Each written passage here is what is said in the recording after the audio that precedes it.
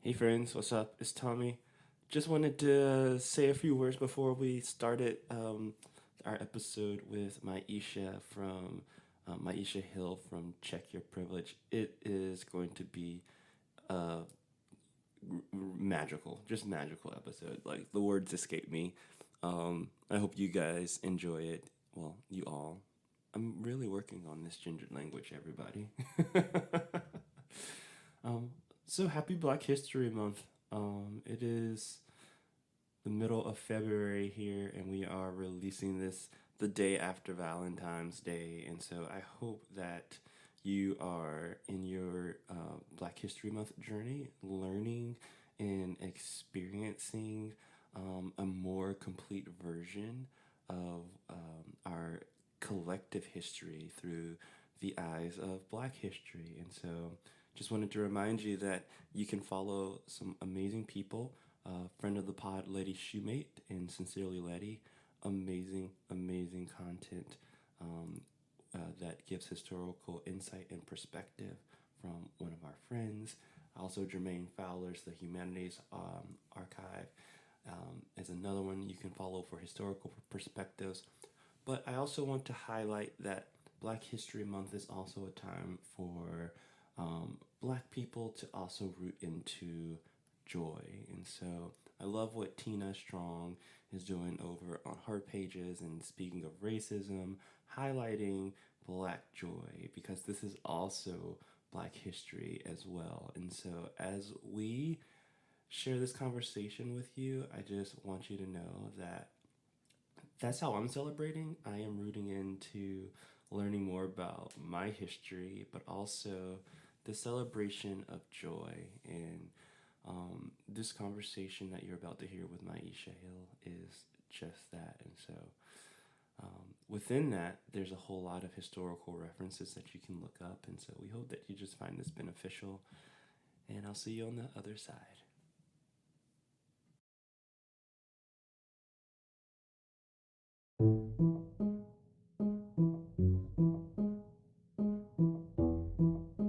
Before this, you guys, I was going up and down my stairs and I was having a lot of pain in my whole body. And once I made the switch last week, and I'm noticing it in like over the weekend, going up and down the stairs, I'm like going faster, like my body joints aren't hurting as much. That's So awesome. there's something about the nutrients and the juicing and the way that I've been eating that's really good for my body. So Probably the main way we're meant to eat. I think so. Like get rid of the red meat, get rid of the chicken. Yes. I got some thoughts on that. Becca, do an intro for us, please. Well, I guess I'll save my butthole till you guys that come on my podcast, and then I'll say we it for can now. still talk about the Bible. We're just going to pause and say, Okay, hello, fine. welcome to Permission to Be. We're excited to have with us tonight Myisha T Hill. Thank you, Myisha, for joining us. You're welcome. Thanks for having me. What does Myisha do? What does she do, Becca? What is Tell him. So Myisha is a anti-racism educator. Mm-hmm. She is an author. Mm-hmm. She is a facilitator. I want to say, what did you say this morning in your live? This is what you said. Something. She is a guide. I am a guide. A guide. That is the word I was looking for. Y'all, Myisha brings presence in a spirit of leadership, but does so with so much grace. I have had the honor of being a part of the community that she founded, Check Your Privilege, and that is something that you could benefit from. So I'm going to plug it right here at the beginning. Y'all, go to Check Your Privilege. I feel like tonight's conversation is going to be a beautiful conversation of observations and some lamentation and some, and just general goofiness. But we're going to get back to your butthole.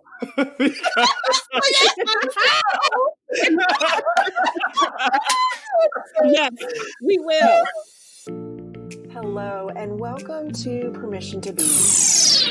Let's hit him with the remix. Oh, well, y'all got to change that. Yes. What do we do? We leave our F-bombs in and... Let's tell some stories.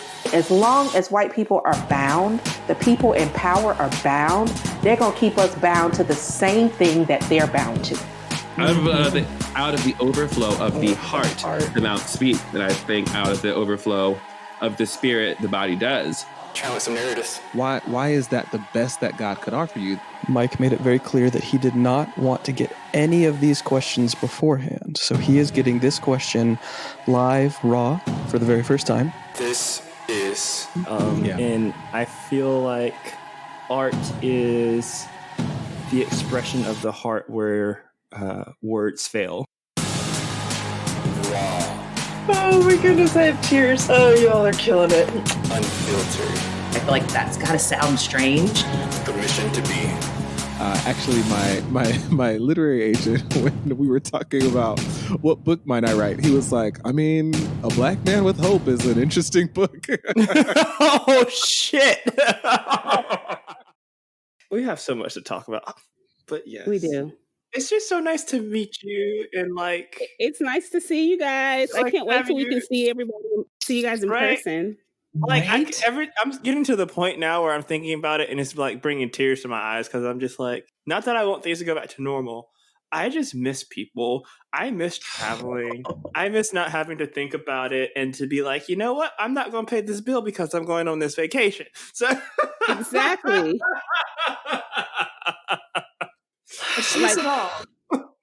It's ridiculous.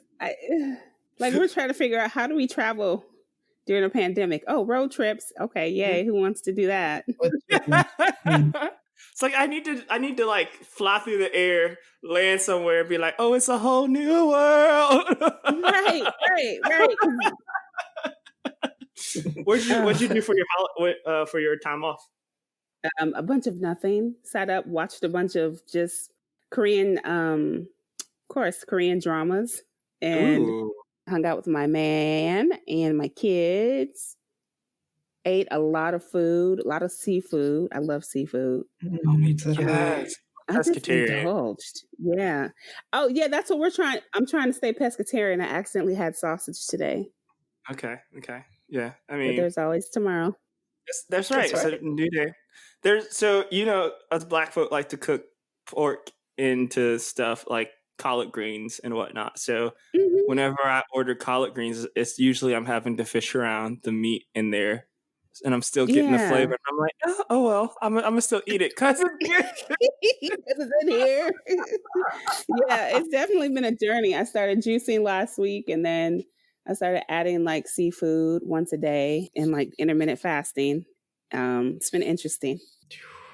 Do you think I know when I change what I'm putting in my body, like my body goes through a period of just like readjusting and I get tired in that switch. I could still be tired from that because it's only literally been a week. Yeah. Yeah. I mean, but you're also doing a hell of a lot. But I do feel the emotional pull of the new wave. So I want to talk more about that new wave. Let's do it. Let's talk about it. All it. right. What makes you feel at home and at ease and seen? Like, I guess, how's your heart? I would ask, how's your heart? How's your mind? How's your body? Oh, these are good.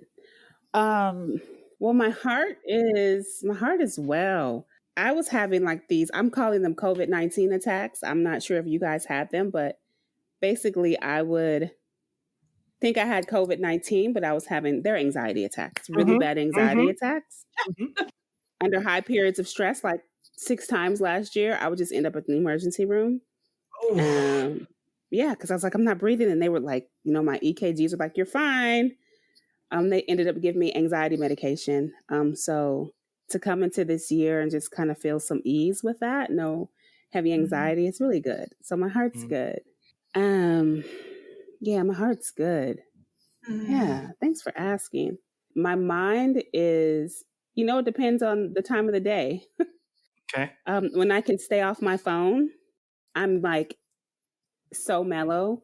Like I'm chill reading a book. I'm playing with my kids, building Lego adventures. Right now, my son and my partner, they're building this Lego escape land. It's really cool. And my daughter is into thrifting now. She's 8. So we go to Savers on Monday We get the 50% off clothes. We wash them. And then we figure out like what she wants and what she doesn't. And so she's going to start selling clothes on Instagram. Good her. I'm going to help her.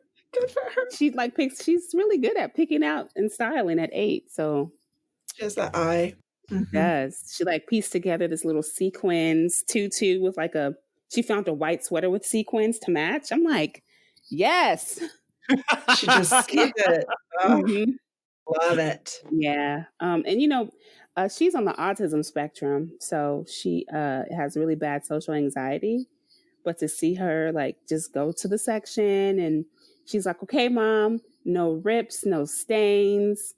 No, there's something else. I forgot. There's 3 things that she knows. Her aunt taught her. She says the same thing every time. No rips, no stains, no this. So she spent, it was like $130, but it was 50% off day. So, yeah, we're still talking about my mind, right? Okay. Yeah. Okay. Well, and she's thriving. Oh yeah, she's thriving. So with her, it's more in public, which is why one of the reasons I chose to homeschool my kids now too. I can do it my way.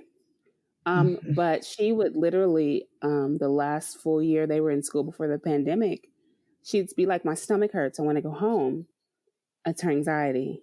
I want mommy. And she'd just start crying. And then coming to find out now that she wasn't really learning. So she's behind a lot in math. So we're working on that. But what does behind mean in this system of education that we have? Like you can't really be behind right now because we're in a pandemic. So I'm glad you asked me that question. Tell me about it. Yeah, I think so. My mind's really it's kind of busy, as long as I stay off my phone and just flow with the schedule with my kids and my partner, I'm okay. I do think a lot about, one thing that did consume my mind today was how folks just show up and can be so performative. Like, it's Martin Luther King Jr. Day. And like, you get tagged in all the things and you're like, but why can't you guys do this every day? Why do we wait for like an atrocity or wait for a Black leader's birthday to celebrate Black and brown voices? That's actually put on my mind in the last couple hours. That's so interesting. I want to come back to that because I want to talk about that. But then the last one was your body. How's your body? Yeah, my body's good. You guys, I'm telling you, making that change, like the first 4 days of juicing, you're like, what the? This is nasty. Oh, you can say that word here. Okay, great. What the fuck? Oh my God. And then like you're in the bathroom all the time and like I'm on the phone with my mom, like, am I supposed to be constipated? She's like, you drink water today? I was like, no. She's like, go drink water. And then it just comes out. And then she's it's like, a miracle. Right. You might need to go get a salt water flush. Or you might, and I'm like, go what? Go get a colon cleanse. You know when they stick the tube in your butt? I haven't done that. I mean, I'm a gay man. I know all about that. What are you talking about? You know what, Tommy? I wasn't ready for that. No, I'm just kidding. It's so funny. Oh my God. This is so good. Oh my God. Be friends. That's why we're best friends, guys. Oh my God. We should do an intro real quick. Becca, you should do it. Oh my God. But I did want to say, like, though, so Jesus Christ. Prior to cleansing, God. I'm like thinking about my butthole, like, oh. Sorry. I'm sorry. I shouldn't be saying sorry. Just laugh. Don't say sorry. Just laugh. It's just us. This is a great take. Yeah. What was I going to say? Oh, but I will say about my body, and then I'll come back to my butthole. But it was ever since I changed my lifestyle. Before this, you guys, I was going up and down my stairs, and I was having a lot of pain in my whole body. And once I made the switch last week, and I'm noticing it in like over the weekend, going up and down the stairs, I'm like going faster, like my body joints aren't hurting as much. Awesome. So there's something about the nutrients and the juicing and the way that I've been eating that's really good for my body. So probably the way we're meant to eat. I think so. Like, get rid of the red meat, get rid of the chicken. Yes. We're gonna get back to your butthole.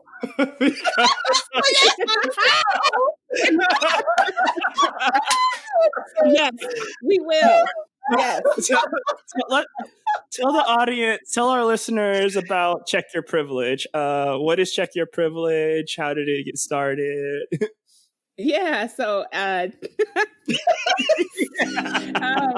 is great. I need this joy, you guys. But Check Your Privilege is a global movement that seeks to help white folks on their journey of becoming actively anti-racist.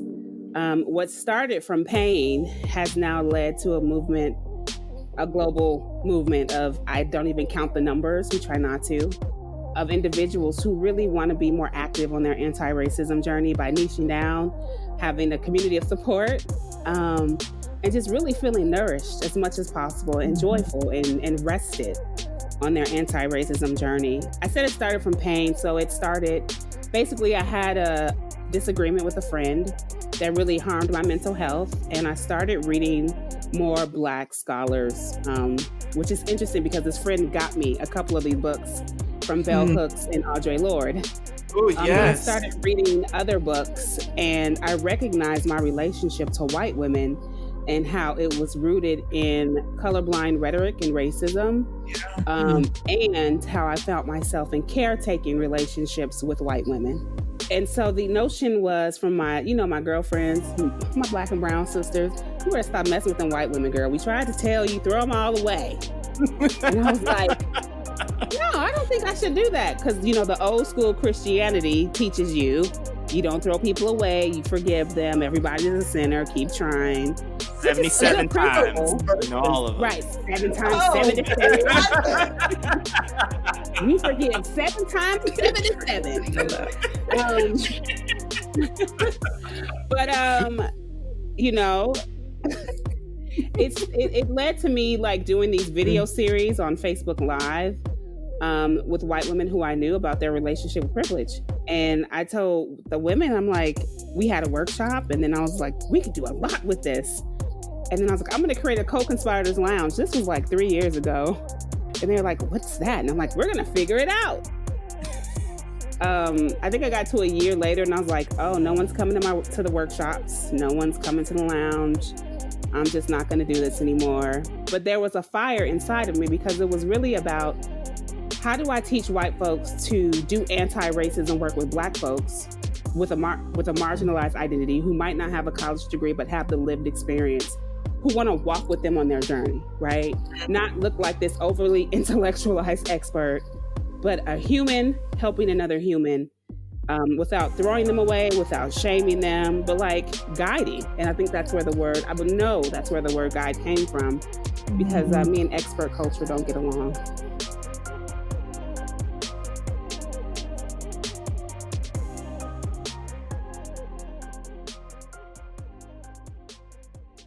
Yes. Me and expert culture don't get along. Like, when a lot of times people say, what do you want me to introduce you as? I'm a guide. Everyone's the expert of their own life. So the experience that you have with someone else is really to walk you into, as Dr. Tila says, right? Coming home to yourself. You meet people on your journey to help you come home to yourself. And I believe that part of my life's work is to help guide folks to come home to themselves and dismantle their relationships with the interlocking systems of domination. So here we are. Yes. And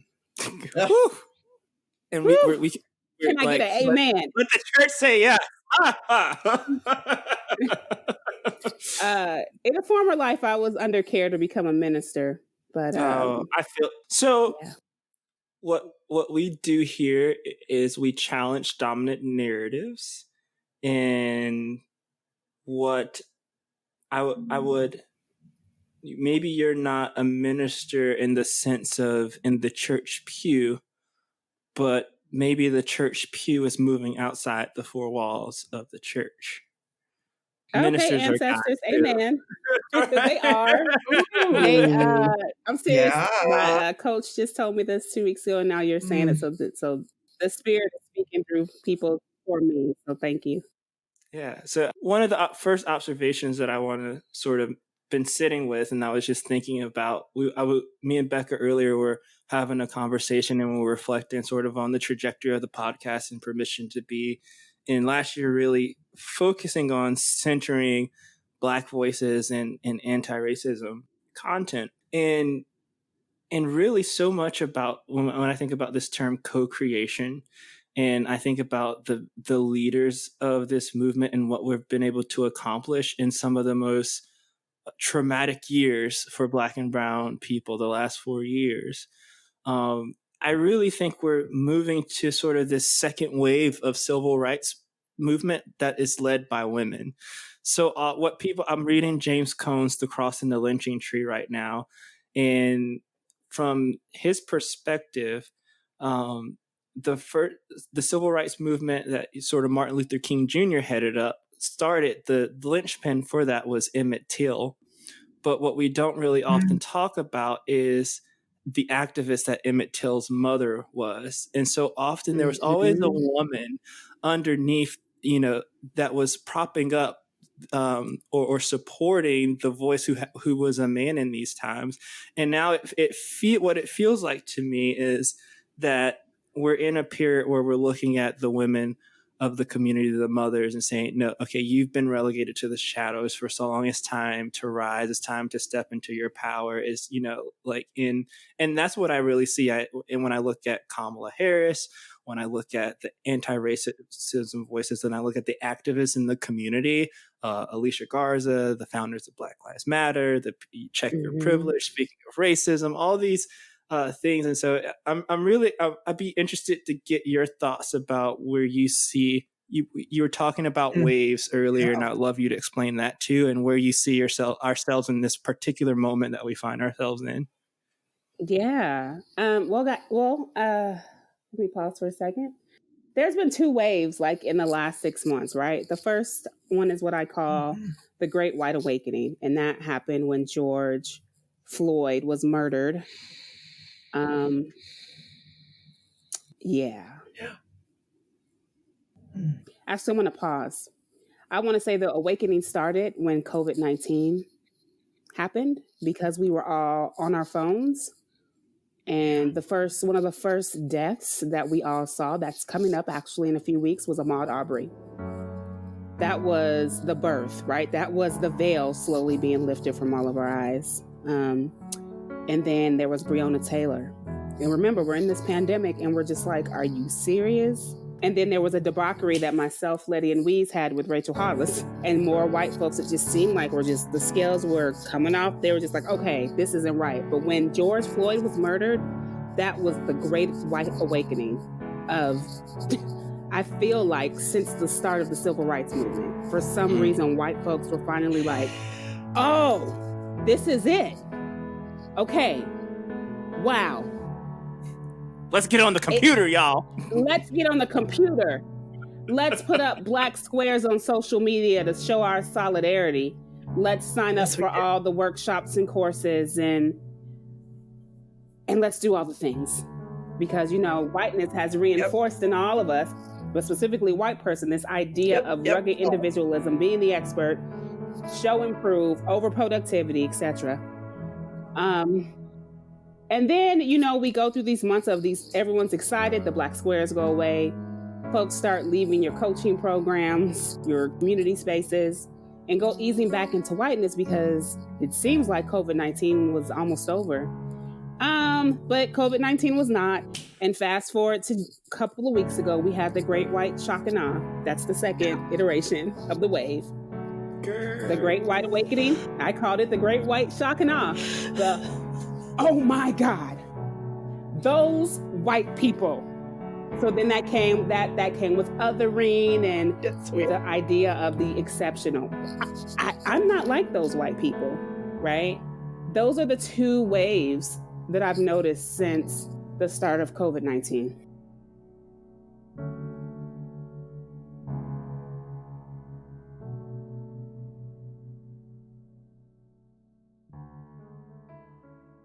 Can you talk more about the wave of shock and awe and this rise of what you see as the I'm not like those people? Because it's one of the things that I find really interesting as I watch is the way that cycles repeat themselves. And so when I think about the cycle of whiteness repeating itself and how it reincarnates itself in different times and iterations, like we knew after the election we was going to see a white lash. Like we knew that. We were prepared for that. Oh yeah, we knew. Right.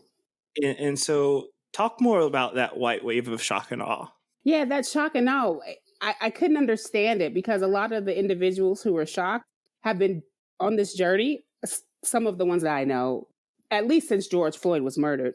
And I think what shocked them is they finally could visually see what Black and brown people have been explaining has been happening to them for years. And for some of them, because it's America is great and there's this idea of this beautiful democracy and our capital upholds all these values, it took folks to see people destroying a building that was built by my ancestors Come on to now. actually see how whiteness works, how whiteness is. They basically, to say you're storming a federal building, it's just like colonization, but in real time. Mm-hmm. And so I think of what happened a couple of weeks ago with this shock and awe is that you got to see colonization, but on your own country by folks who look like you. And so it's better to other yourself from people who look like you because you want to prove, well, I'm a good white person. I would never do anything like that. And why would those people do that? No one wants to have a mirror reflected on them. And so what all white folks saw was a mirror of reflection. And they saw what people of color have been telling them about whiteness and white men in particularly for years. And they have to face it. And facing it brought this idea of shock and awe. How do I face this? Shock and awe. Oh my God, how can they do that?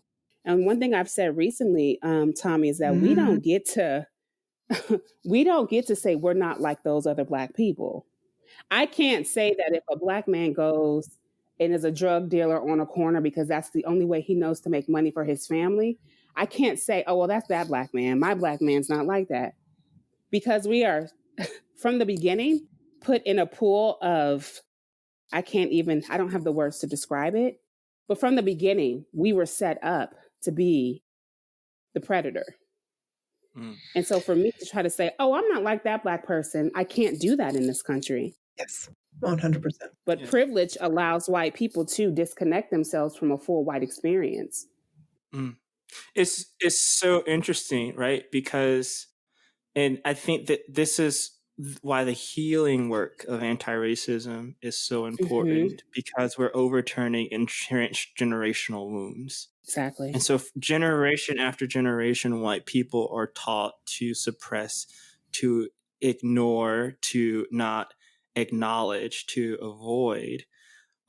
Yes. And then looking at what Black people are taught in our bodies, we're taught to push through, right? We're taught to suppress for different reasons. And so what I find fascinating, and when I think about today is Martin Luther King Jr. Day, and that quote about us being inextricably bound together, right? Our humanity is still intact. The same things that cause each of us to function and that drive for survival is still there. But how we then utilize power to navigate that and create society and its structures gets embedded into our DNA, how we function and how we think, and then the structures that we continue to create and perpetuate. And so that's why I just think your work that you're doing in this concept of you being a guide is so beautiful and important for the moment that we find ourselves in right now. Thank you. I think we forget. And thank you for making those points, Tommy, around how white people are taught to suppress, that they can't feel, because it reminds me of the workplace, why I never fit into a corporate environment, because I was a disruptor and I was a feeler. And it's not normal to have someone who feels speak on, hey, you made this decision in your organization, and I feel a loss of agency in my role, in my position at this job. And in corporate America, feelings don't work. But then I think about what you just said in terms of whiteness and white people. Feelings don't work. Yeah. Well, and you think about it, if I had to have feelings, you know, again, these things are deeply, deeply entrenched, but to have to subject a person's body, another human, you know, divine ordained body to the conditions that existed in enslavement, right? To subjugate bodies to rape, to subject to the separation of families, the listening to the scream and cries and the pleads, the whipping in the fields, beating people to within an inch of their life. You have to turn off a switch of humanity to be able to do those things. And most often than not, you're turning those things off because also you as the oppressor are suffering in some way, shape, or form too, that you don't want to deal with. Absolutely. I think we don't think about the trauma, the epigenetics, the generational trauma that's passed down. It's interesting. I was watching a YouTube video with Dr. Huey P. Newton, and he was talking about the genes of Black folks, right? How our genes, to be a people that have been enslaved, but to be resilient and to be able to still thrive after years of oppression and domination and enslavement, we are a powerful people. And not because of, in spite of. In spite of. In spite of. It's not because we're more powerful or we're more magical.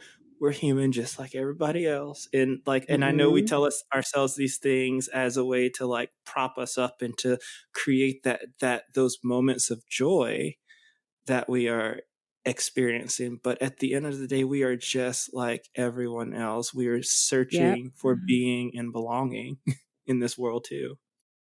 That's all people want.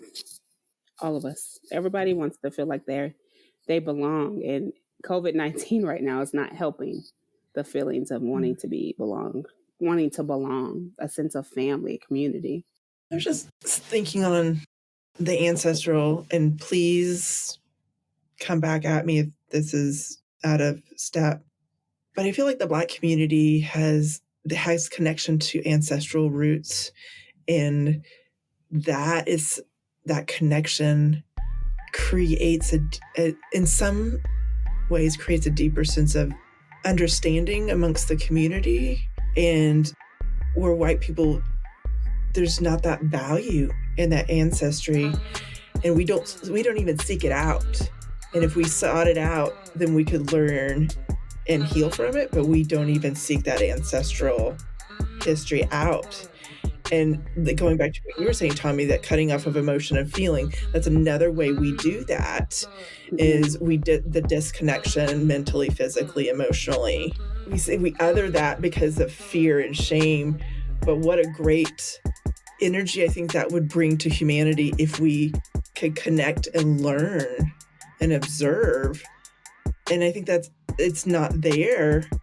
And I think that's an amazing gift and something I've been able to see through you, Tommy, like this desire to connect ancestors that was never taught to me, and to be proud of your ancestors no matter where they came from, no matter what they did, like to be proud because you can learn from their space. Yeah. And that's I was gonna say within that, I feel like some people think that, like, here's the thing though, I feel like people can sometimes use that, and I do appreciate what you just said, Becca, but I feel like sometimes people can use that as, you know, we had shitty ancestors too.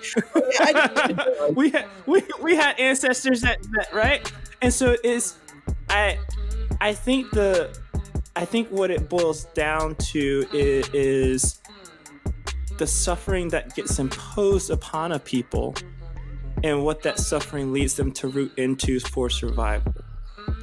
And so when we, you know, suffering is like the great revealer, right?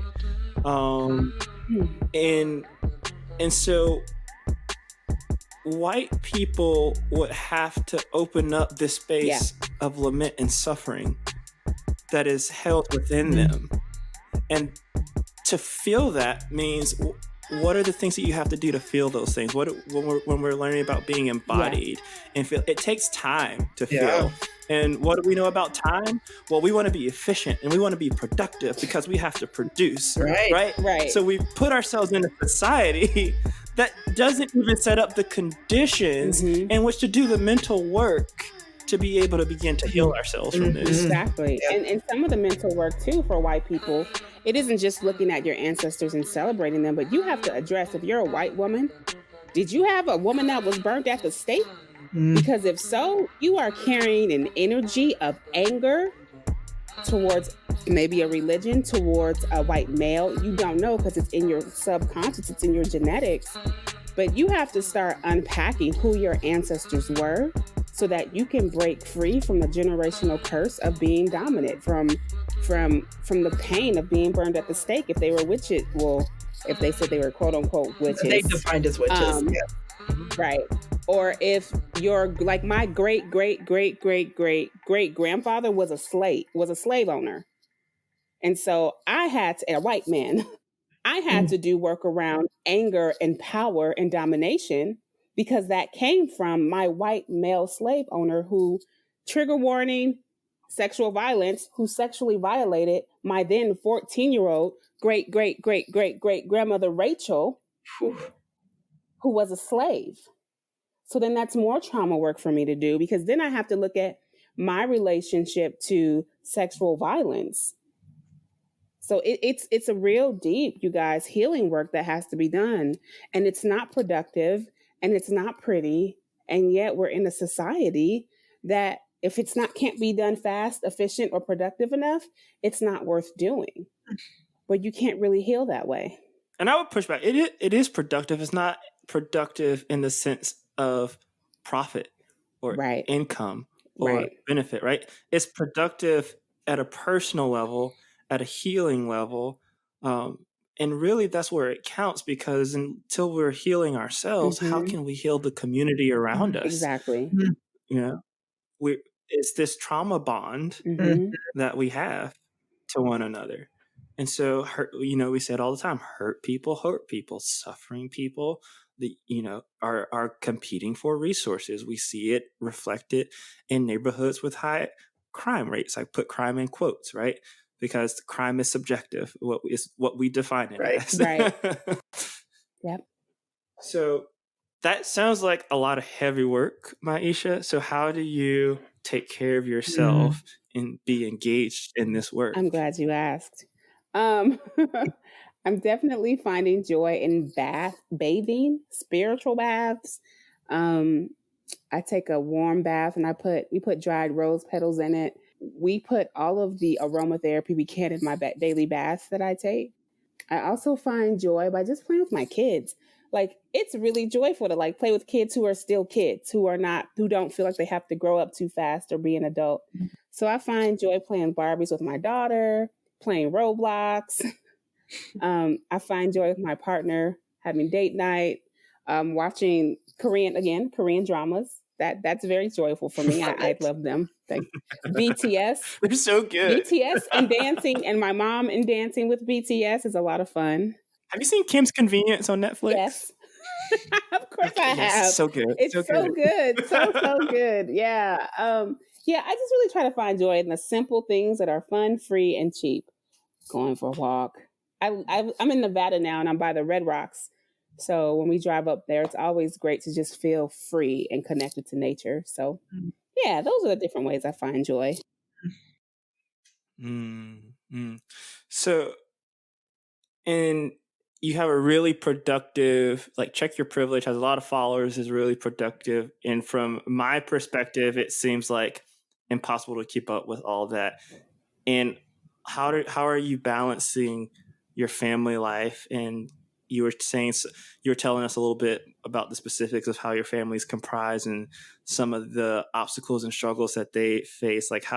What is that like from your perspective, living and embodying, being adjacent to disability and neurodiversity and things like this? Yeah.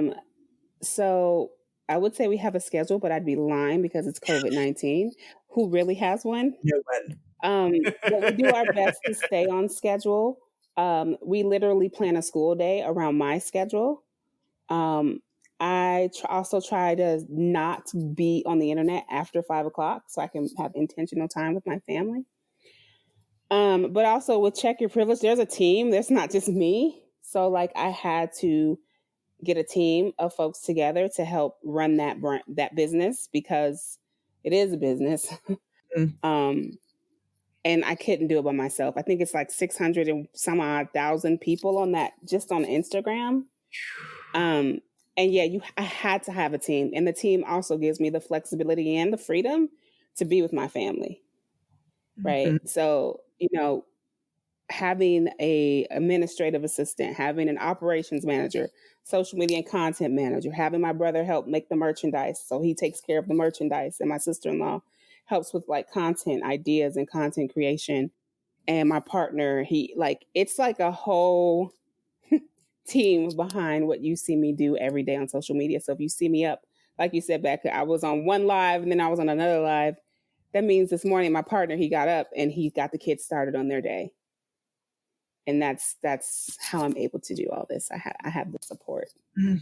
I didn't for a long time. So before that, it was literally me and maybe one team member, me and one team member just doing it all. But now I've been blessed to be able to have more team members, a loving partner, and just really trying to do the best I can, right, with COVID and trying to make sure they have therapy and extracurricular activities and just try to be in tune as much as possible. And you're going to school. Yes, and I go to school once a weekend out the month. I do a lot of things. I've always been this way. My mom says she doesn't know if it's autism or ADHD. It's more autism because my brain picks up and absorbs information really fast. Mm-hmm. But she's like, you always done this. You're weird. I love it. Or gift. I was like, that's, I don't know. Your soul, like, your being is down here, put right where you are for such a reason. Yeah. I remember even being in like elementary school and even high school, I had a love for the youth that were in the disability classrooms. Like I would go volunteer and push them around and talk to them. I'll never forget Juan. He was blind and in a wheelchair, and we were friends from 6th grade till we graduated high school. And Juan would always say, what do you want to be when you grow up? And I'd be like, you know, Juan, I think I'm going to be like the next Oprah, of course.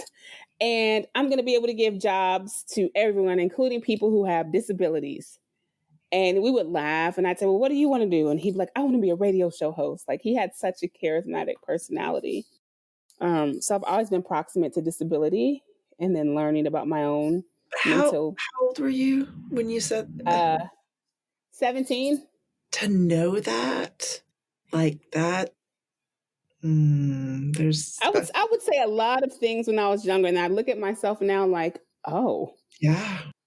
That's why you have to be careful what you speak out of your mouth, especially me. So, and you were saying that you have autism as well? Well, my mom thinks I do because the way my daughter is, and my oldest son also has high functioning autism because they don't have Asperger's anymore. My mom says I was just like both of them. She said when I was younger, I wouldn't talk, I would grunt. I would sound like a dog that was whining, and I would point. Right. Around my family, I was really like nonverbal. So they all thought I was shy. And when I turned 12, they started to hear me talk. So my mom was like, oh, she's fine. She's just shy. I do need to go get tested, though. I do have a lot of spectrum traits. And if for my mom to say she sees in my daughter what she saw in me, I wouldn't be surprised if I was never diagnosed with an autism spectrum disorder. How are you experiencing the intersections of Blackness, your lived experience as a woman, and navigating an ableist society as well? Oh, it's just a shit show. I don't know. How do you navigate? No, I'm just kidding. It is. I mean, it is. I can talk about from my queer and Black perspective. But... You know what? I navigated thinking like old spiritual Negro hymns that my grandmother would sing. And I know why she would sing them. Right? So she would sing like, she would be say, one glad morning, when this life is over, I'll fly away. And it was in a moment of distress. What guides me are recalling songs and the way in which I was taught to navigate the world as a Black woman, right? It's not easy, but there is a guide that's guiding me that I cannot see that helps me navigate like the many intersections of my life.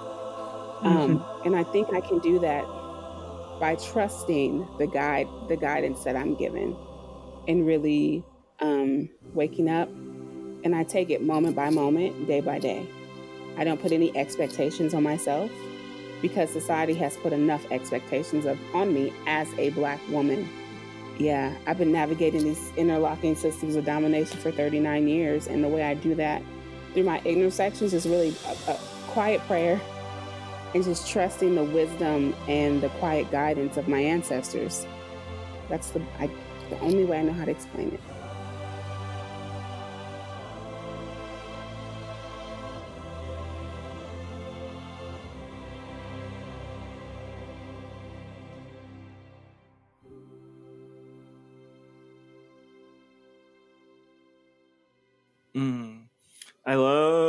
I love that you say that, and this moment feels super divine. Earlier today, I stumbled across. I was doing some research on Black theologians, and came across this person by the name of Octavia V. Rogers, and what she did was she had I think she had a doctorate, if I'm not mistaken, but she was a theologian who compiled the stories of enslaved people and their experience with spirituality and for some people Christianity. And the first story that I'm reading is about this woman who I think this is now after the war, but this woman comes over to her house and she talks about her knees, and her knees being really big and callous from her being on them from praying and from working in the field and from praying and from working in the field.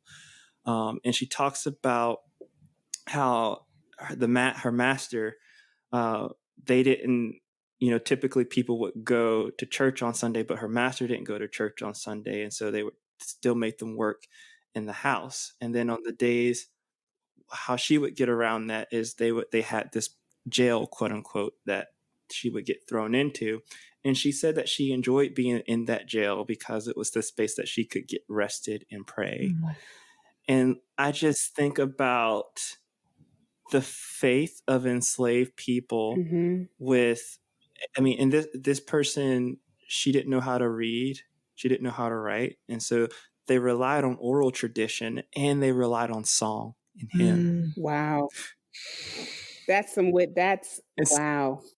Yep. So for people who want to look it up, it's The House of Bondage by Octavia V. Rogers. And it covers periods from like 1853 to 1889, I think. And we'll put it in the show notes. It's fascinating. Okay. Wow. But yeah, it's so amazing how these themes continue to search. Even when I look at it and I see sort of an exodus from the church, it really feels like we're stepping into something even bigger. Yeah. And recognize this spiritual presence and this spiritual awareness. And it just always strikes me how guided spiritually this movement of liberation has always been. Yeah. And the spiritual awareness and consciousness that we carry with us and in our bodies is astounding. It is profound. Wow. Thank you for sharing that with me. It's wow. I'm going to grab that book and take a read.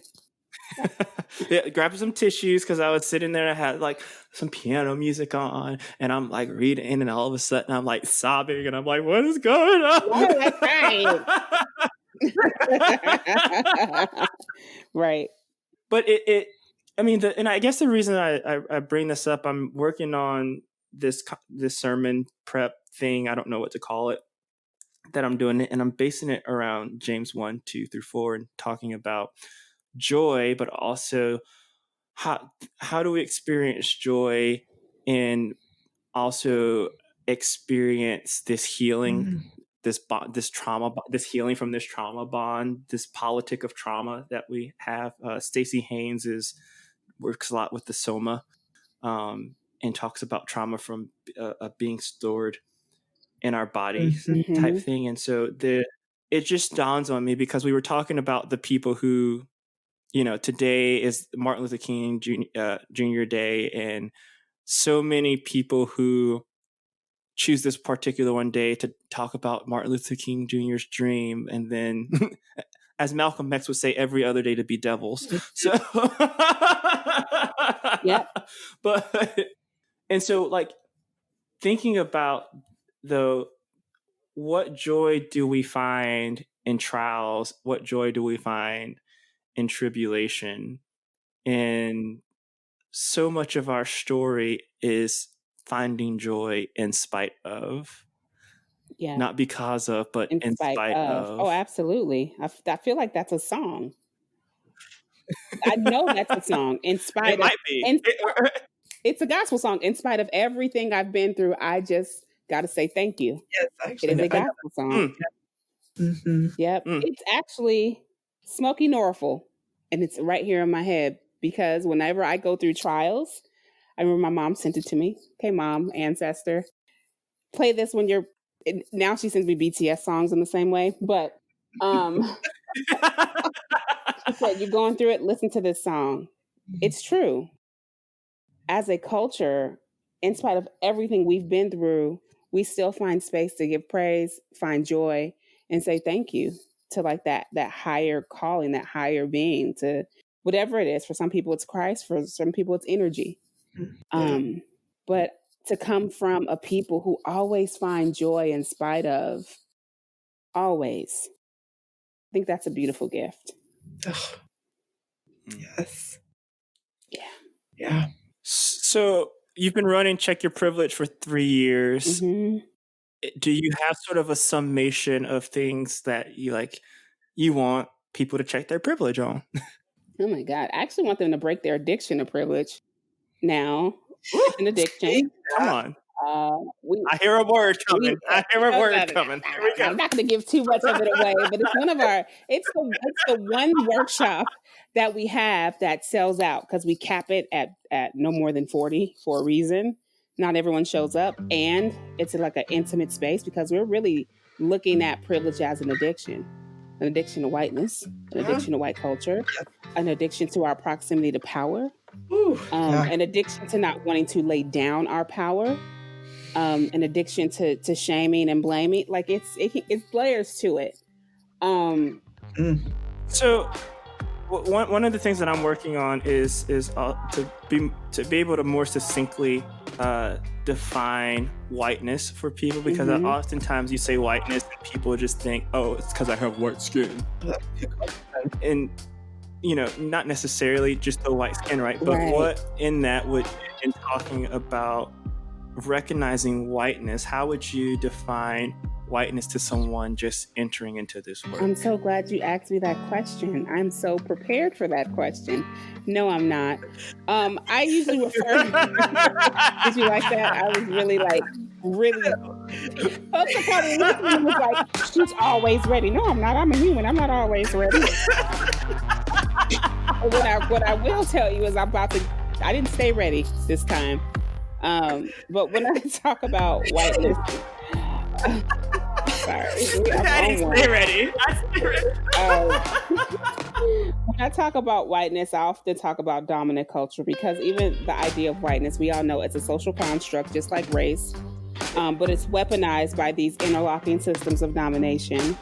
Whiteness and white identity is the way that white people, customs, culture, and beliefs operate as a dominant standard.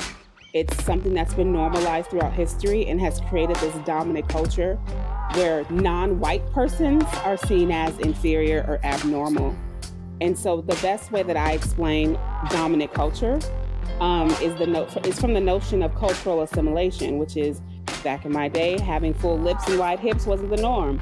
Now we see white women with full lips and white hips because it has been assimilated into white culture and made an acceptable standard for whiteness and white people. But for Black people, it's still seen as abnormal. So I have a long-standing definition of it. But it's just the way that white people and their customs and their cultures operate as a dominant standard, and anyone outside of that standard is seen as abnormal or inferior.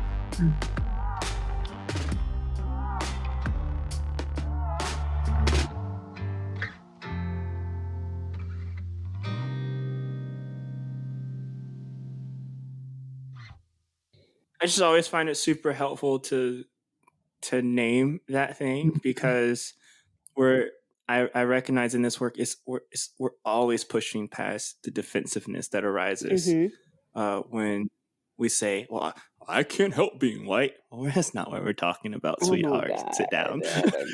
No, you cannot help being white, but what you can help is the way that you weaponize your whiteness against Black and brown and indigenous people of color. Yes.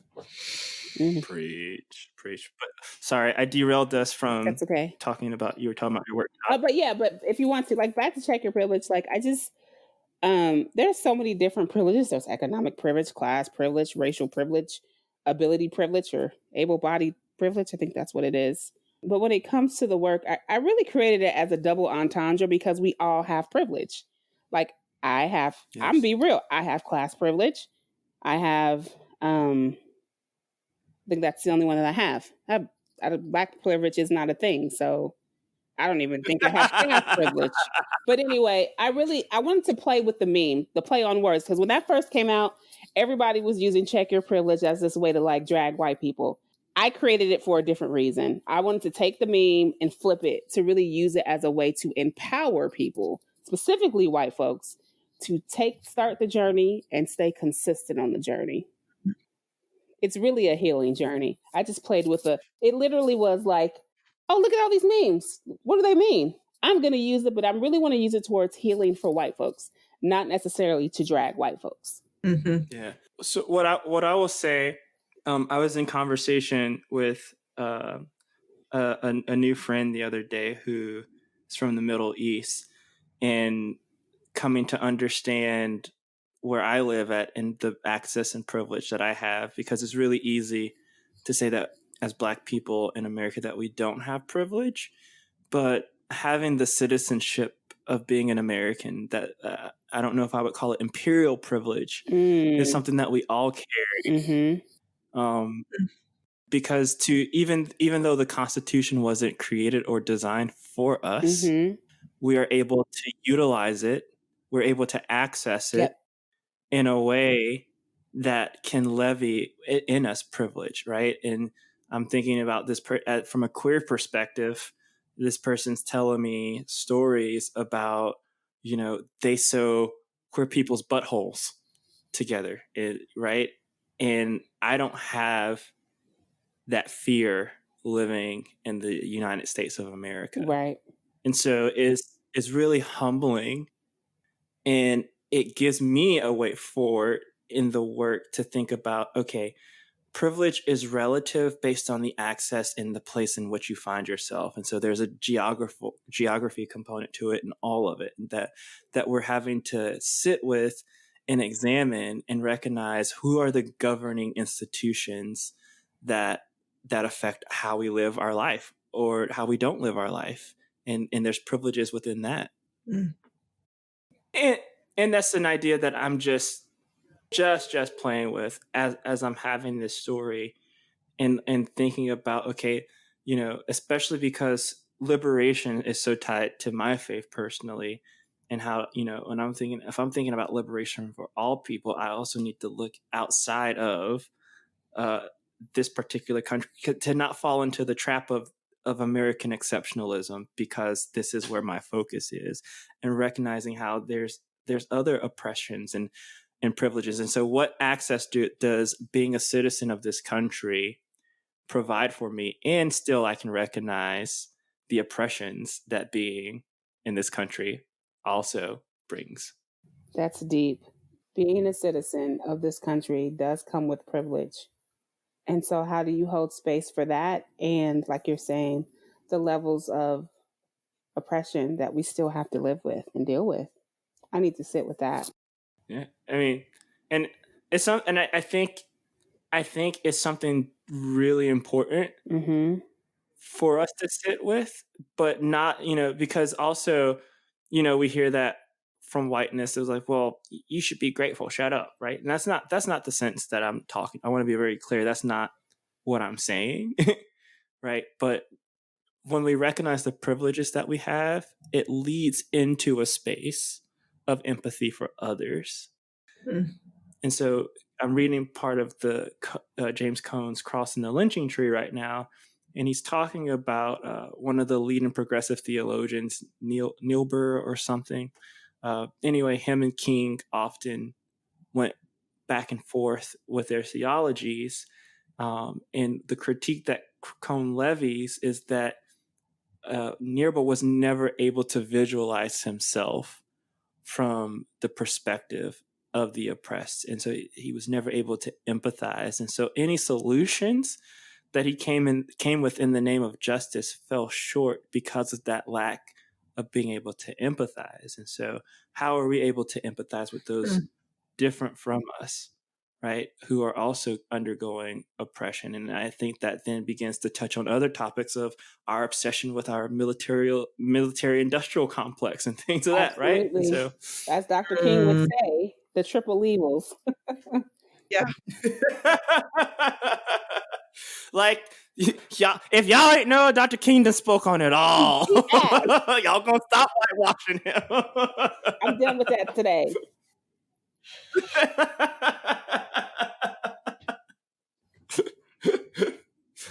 But we promised we would get back to your butthole. Oh my God, I cannot talk about that. I did not now. forget. I was going to talk about it, but I'm not in a place right now to talk about it. Yep. All right. We got some family in the room. So I'm going to invite you guys to my podcast, and then we can talk about it. Oh, yes. So, you now have to go over to check your privilege and listen to the podcast. Here to be continued. To be continued. So we always end sort of with this question on salvation. And what does salvation look like? And what does it mean to you and for you? I don't know if I'm triggered, if I'm traumatized. Jesus. Right. And so, that's the. It doesn't have to be the Christian version, right? And it doesn't. Okay, but that we use that word to bring up all those feelings and those things. Not to intentionally trigger or traumatize people, right? But because how we experience that is tied up to all those things that come up. And so we're not looking for a particular answer, but really your relationship to the word and to all of it. Because I don't believe in that Christian type anymore. Yeah. So it's so fascinating. Go ahead. I was just going to say, that's not, what is it in you? What right now? What's saying? Mm-hmm. And I'm curious about the response that you had in your body, because it was a big reaction. Yeah, it was like, oh my God. Oh, are you asking me do I believe there's the only one way to God is through Christ? Right? Are you asking me that I need to repeat? I can't even say it right now. It's I'm like, I walked away from that for a reason. No. Me too. Yeah, I'm gonna actually journal about that, because there is a big reaction to this question, and I need to actually find for myself why and what is it for me. And so if I were to think in terms of salvation, what does that feel like for me? What does that mean for me? What does that look like for me? I think it's trusting in a higher power, a source, and the ancestors to really speak to me and sit with me so that I am able to be nourished, and be filled so that I can go out and do the work that I am called to do. So there's something about a universal energy of a higher source or power that is also birthed from the wisdom of my ancestors that really allows me to sit with them, to sit with my inner knowing, and like guide from a place of peace and a salvation that is resonant. Like that feels actually good in my stomach, like a resonance. And I'm able to guide and lead from this inner and outer resonance. It's just a knowing. That's beautiful. Oh, that's beautiful. Yeah. That's. And I know it's a resonance. I know it's a energy or source. The only way I can feel it is when I close my eyes. If you've ever noticed that sometimes I'm talking or I'm live and I close my eyes or I look off, it's this resonance, it's this feeling. So I can sense that. Yeah.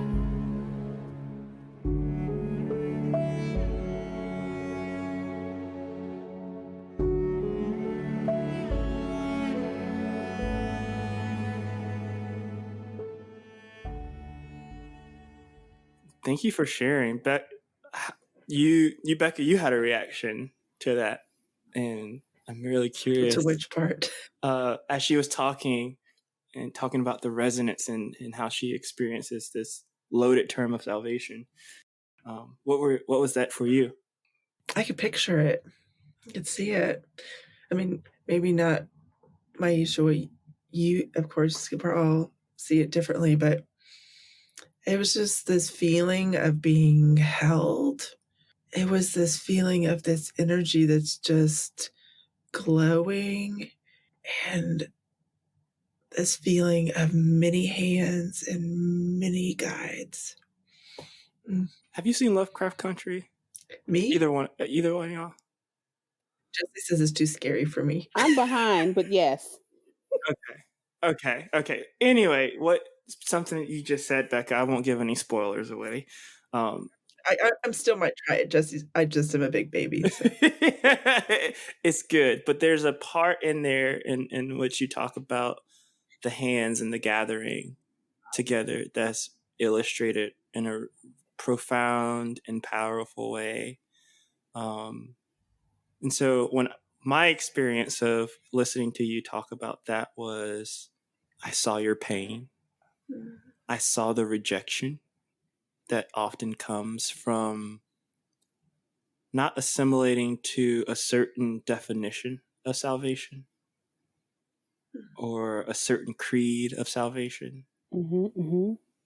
But also I saw in that the divine in a healing. This elevated awareness. So beautiful. That what we think of or what we might have been taught of as salvation, that it truly can't be contained. And what I really heard in that was liberation. Yep. I felt that. It's been so good to have you on, my love.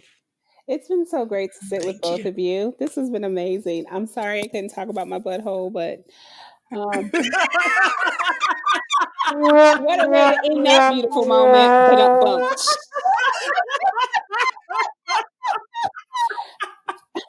That's the perfect way. I'm starting to see how I got class clown in high school in the yearbook. I'm really starting to figure that part out because I couldn't for years. That was great. That was just beautiful. Yes, thank you for just sitting with me and inviting me to be on the podcast and rescheduling 10,000 times. It was worth it. Yeah, it was. And for me, I feel like we always know that it's supposed to happen when we keep trying, and then it'll eventually, and that means there was a reason for the timing. Yeah. Divine timing is everything. Sweetheart, I wouldn't have known. I wouldn't have had that story, that book that I shared with you today. Wouldn't have had it. No. Like the events, we wouldn't have been able to talk about insurrection. We wouldn't have been able to talk shock about. And awe. Dang it, you're right.